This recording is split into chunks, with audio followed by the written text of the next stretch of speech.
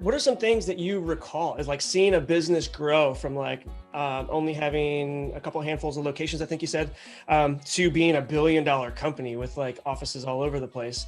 I mean, there's so much that has to happen for that to happen. Any key takeaways that you got out of watching that whole process? Because you were there for 10 years.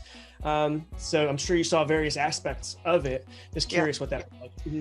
Well, I mean, I would say the first thing that stands out is just the solid people that we are involved with, and how just ingrained the people that were around us were into making it a great company and to grow in the company. And I look back at some of the relationships that we had. I mean, we were working 15 to 17 hour days.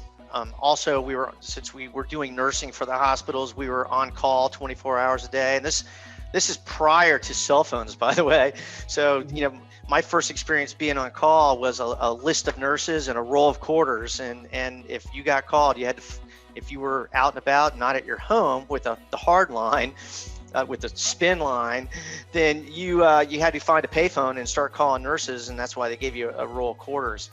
The other thing that I sort of saw was just the transformation of processes.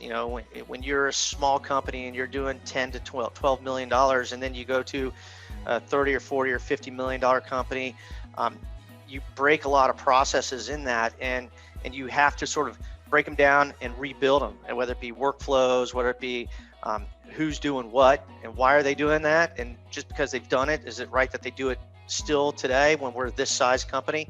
I've learned a lot about how to break something and then break it down and rebuild it, and we did a lot of that.